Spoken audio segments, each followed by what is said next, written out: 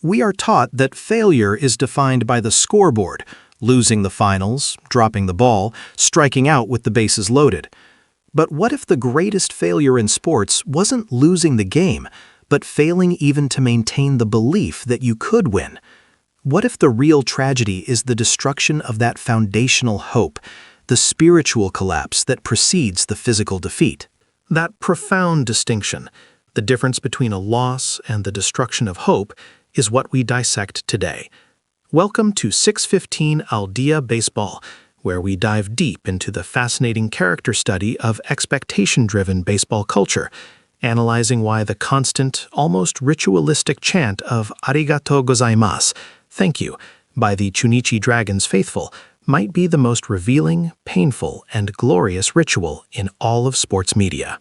We are talking about the Chunichi Dragons, specifically when their existence is filtered through the chaotic, vibrant, and ruthless lens of reaction forums like 2chat and Nanji, where the discourse isn't about winning or losing, it's about the unbearable weight of personality. We call this whole psychological profile of the team and its fanbase Dragon Ball, and its engine is Yoshiku, the pre-celebration, the premature declaration of victory, a coping mechanism so deeply ingrained that it becomes the absolute core of the collective identity.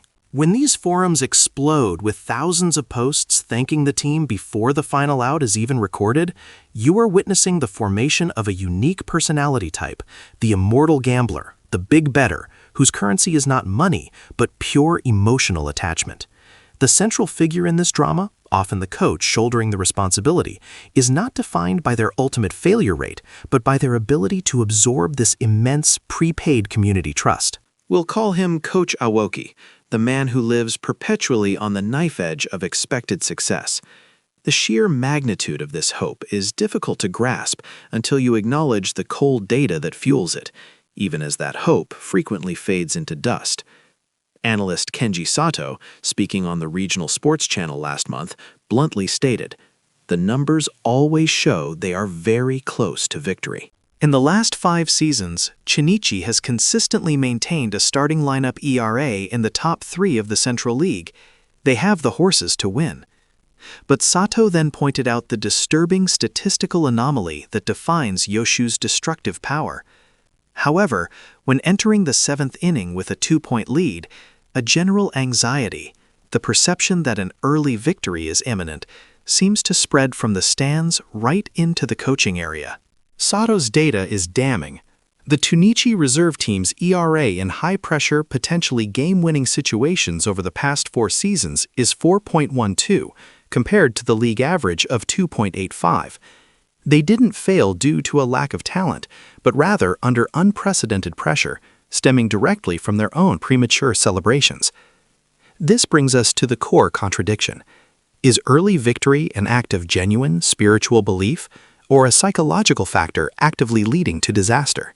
Aiko Nishimura, a sports psychologist who specializes in fan behavior dynamics, believes it's neither, but something far more complex.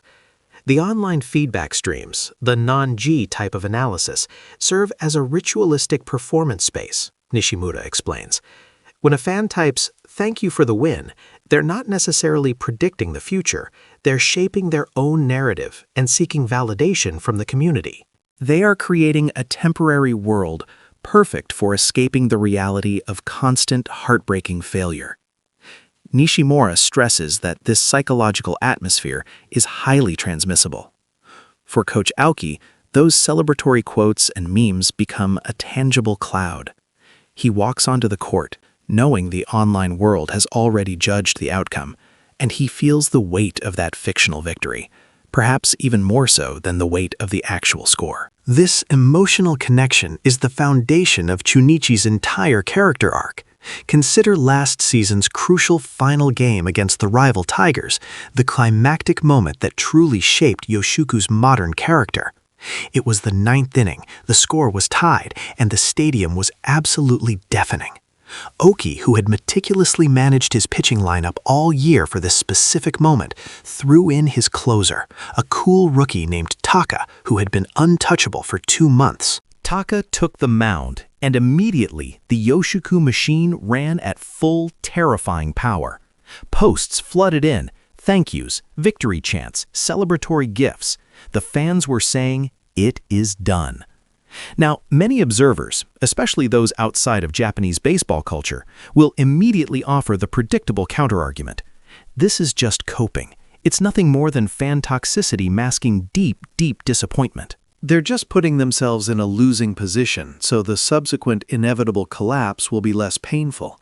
And while that superficial interpretation is certainly convincing, it misses the crucial plot twist that defines the Chunichi spirit. Yoshiku isn't fundamentally about winning, it's about maintaining the possibility of hope.